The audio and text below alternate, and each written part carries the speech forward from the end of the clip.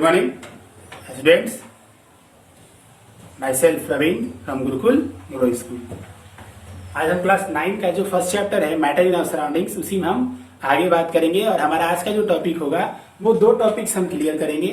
पहला टॉपिक हमारा है डिफ्यूजन और सेकेंड हमारा टॉपिक होगा common units of temperature and SI unit of temperature. हम सबसे पहले बात कर लेते हैं डिफ्यूजन में।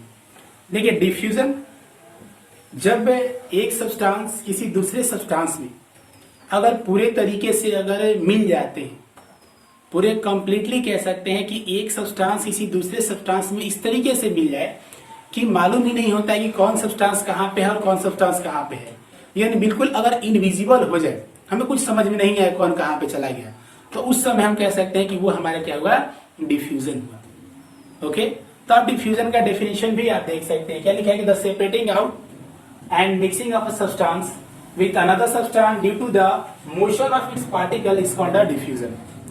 यानी separating out यानी फैल जाना, mixing मिल जाना of a substance किसी एक substance का with another substance किसी दूसरे substance के साथ due to the motion यानी इसके कारण, मोशन के कारण, किसका मोशन, of its particle यानी जो उसके पार्टिकल हैं उसके मोशन के कारण ये एक दूसरे में मिल जाते हैं, उसी को हम कहते हैं डिफ्यूजन। इसके पहले भी हम जब कैरेक्टरिस्टिक बात किए थे तो इसमें क्या था ना कि वो जो हमारा पार्टिकल्स होता है, जो भी मैटर के जो पार्टिकल्स होते हैं वो क्या करते हैं, कंटिन्यूसली मूविंग करते हैं। तो कंटिन्यूसली मूविंग करते हैं कब, जब उनके पार्टिकल्स के बीच अगर जैसा जगह होगा उसी के अनुसार वो मूव करते हैं, जैसा जगह होगा।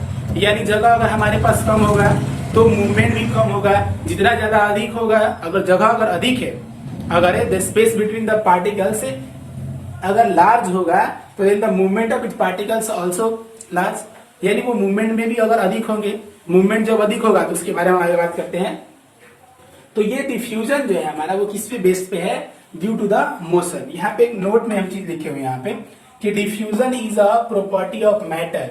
डिफ्यूजन क्या है, एक प्रॉपर्टी यानी गुण है किस चीज का, मैटर का, विच इज बेस्ड, जो किस पर आधारित है, on the motion of its particle, जो कि किस पे आधारित है, तो वो बेस्ड है पार्टिकल्स के मोशन के ऊपर।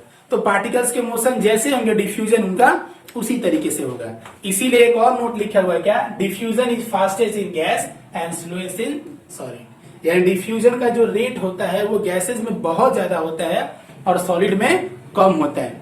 इसका कारण आप अगर आपको मालूम है, पहले वीडियो को अगर अच्छे से अगर देख लिए होंगे तो इस वीडियो की कोई जरूरत नहीं पड़ेगी आपको, यानी ये हमारी बातों की भी कोई जरूरत नहीं पड़ेगी आपको, फिर भी हम आपको समझा देते हैं। कारण क्या बनता है, गैस में डिफ्यूजन का रेट अधिक होना और सॉलिड में डिफ्यूजन का रेट कम होना। क्योंकि आपको पहले भी मालूम है, हम आपको स्ट्रक्चर ऑफ जो पार्टिकल्स थे उनको हम बता चुके थे आपको कि उसमें जो पार्टिकल्स की जो अरेंजमेंट थे वो कैसे। तो गैसेस में आप देखे होंगे कि जो पार्टिकल्स के अरेंजमेंट होते हैं वो बहुत दूर दूर होते हैं। जब दूर दूर होंगे इसका मतलब कि इनके बीच जगह बहुत ज्यादा है। अगर जगह अधिक होगा तो ये मोशन कर सकते हैं बहुत अच्छे से। जब ये मोशन करेंगे तो इसका मतलब ये डिफ्यूजन भी इनका तेज होगा, इनका रेट जो है वो हाई होगा। उसी तरीके से सॉलिड में जगह कम होता है, जब ये कम होंगे तो इनका जो रेट होगा डिफ्यूजन का कम हो जाएगा, क्योंकि इनका मूवमेंट जो होगा पार्टिकल्स का वो कम होगा। तो सारा का सारा डिपेंड करता है, यानी आप एक सिंपली आप ये भी कह सकते हैं कि diffusion depend on the movement of the particles. Okay, अब हम बात करते हैं कि डिफ्यूजन जो है ये तीनों में होते हैं, यानी diffusion in gas, diffusion in liquid and diffusion in solid. Diffusion तीनों में होते हैं। सबसे पहले हम बात करते हैं डिफ्यूजन इन गैस में। कुछ एग्जांपल हम लेते हैं डिफ्यूजन इन गैस में।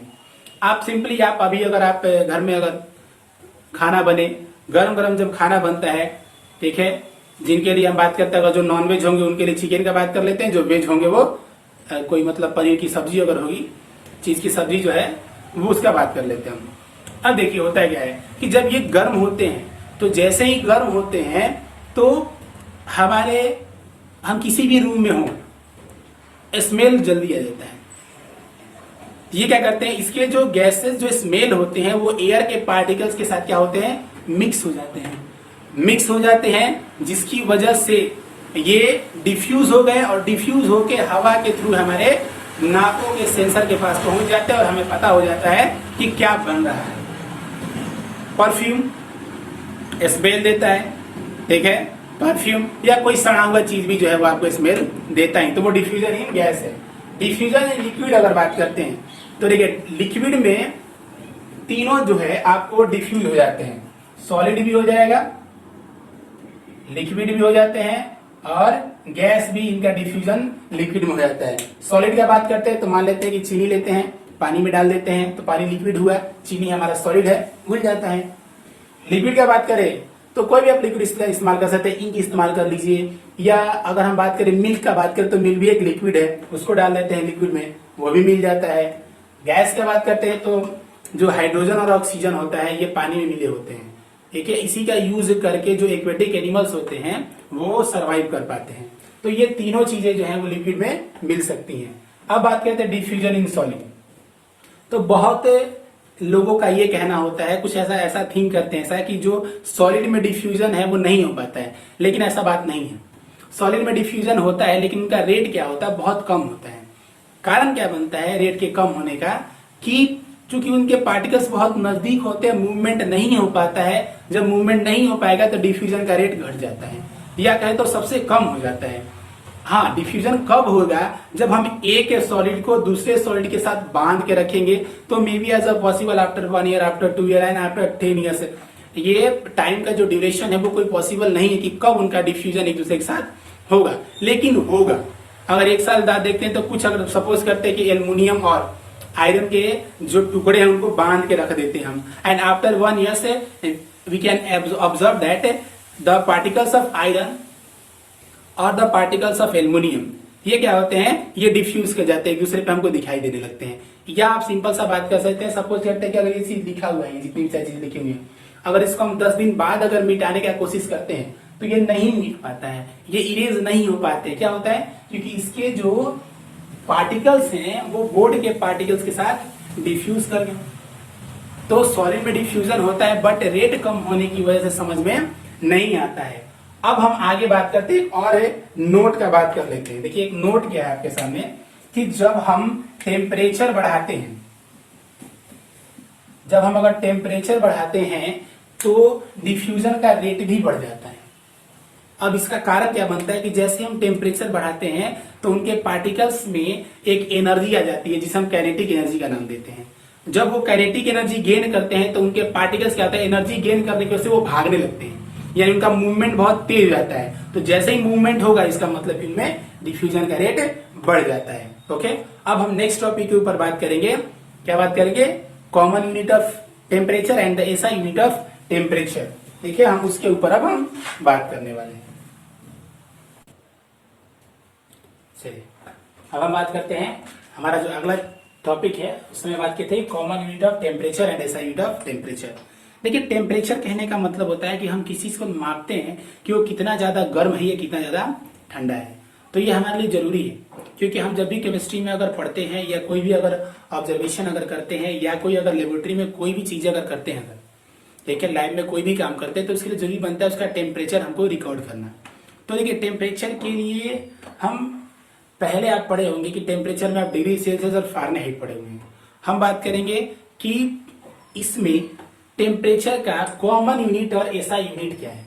तो कॉमन यूनिट अगर देखें तो हमारा कॉमन यूनिट क्या है, degree Celsius. Degree Celsius common unit है और इसको डिग्री यानी छोटा ऊपर 0 ऐसे करके और सी ये इंडिकेट होता है डिग्री सेल्सियस का। और इसको बनाया था, इस स्केल को बनाए थे कौन, एंडर्स सेल्सियस ने। उसी तरीके से ऐसा यूनिट जो होता है हमारा टेम्परेचर का वो होता है केल्विन, जिसको इंडिकेट करते हैं के से। और इसको बनाए थे कौन, इन्वेंट कौन किया था इसको, लॉर्ड विलियम थॉमसन केल्विन ने। ओके, तो ये हमारा रहा कॉमन यूनिट और ये रहा ऐसा यूनिट टेम्परेचर का। अब बात करते हैं, देखिए 0 डिग्री सेल्सियस यानी कह सकते हैं कि कितना डिग्री सेल्सियस बराबर कितना केल्विन होता है। तो 0 degree Celsius is equal to 273 Kelvin. 0 degree Celsius बराबर 273 केल्विन होता है। इसलिए हम इसको लिखे नीचे कि the melting point of ice is, यानी आइस का जो मेल्टिंग पॉइंट होता है वो क्या होता है, 0 डिग्री सेल्सियस और 273 केल्विन।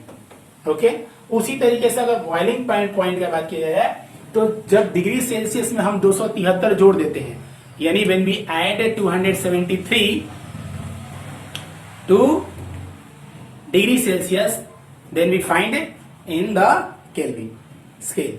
तो 0 डिग्री सेल्सियस है 273। उसी तरह से नीचे हम क्वेश्चन दिए हैं कि convert 25 degree Celsius to the Kelvin scale. तो हमको मालूम है कि 0 डिग्री सेल्सियस टू 273 केल्विन, इसलिए हमारे पास कितना है 25 डिग्री सेल्सियस। सो 273 प्लस 25 8 9 और 2, यानी हमारा आंसर कितना हुआ 298 केल्विन। अगर देखिए केल्विन से अगर हमें डिग्री सेल्सियस में आने हैं तो 273 घटा देंगे, और अगर डिग्री सेल्सियस से अगर केल्विन में जाने हैं तो हमको 273 क्या करेंगे प्लस करेंगे। यानी अगर हमको डिग्री सेल्सियस से अगर हम कहा जाना है केल्विन में जाना है, अगर डिग्री सेल्सियस से केल्विन में जाना है तो हम क्या करेंगे उसमें हम प्लस करेंगे कितना 273। और वही अगर हमें केल्विन से अगर डिग्री सेल्सियस की तरफ अगर जाने हैं तो हम क्या करेंगे -273 करेंगे। तो ये आपका कन्वर्ट करने के लिए आप इसका इस्तेमाल कर सकते हैं। ओके, तो ये हमारे दो टॉपिक्स थे, डिफ्यूजन और कॉमन यूनिट ऑफ टेम्परेचर। अब हम जो बात करेंगे, हम आगे बात करेंगे आपको स्टेट, मतलब जो मैटर होते हैं वो अपना स्टेट कैसे बदलते हैं।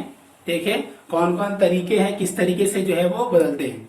ओके, तो स्टेट कैसे बदलते हैं, तो दो तरीके होते हैं स्टेट बदलने के, एक होता है आपका टेम्परेचर, एक होता है प्रेशर। तो इसके बारे में हम आगे वीडियो में बात करेंगे, इसलिए लाइक शेयर और सब्सक्राइब जरूर करें, कमेंट करना ना भूलें। Okay, thanks. क्लासेस चला रहे हैं, तो ये क्लासेस पढ़ने के बाद आप सभी को जरूरी है अपना कमेंट्स डालना।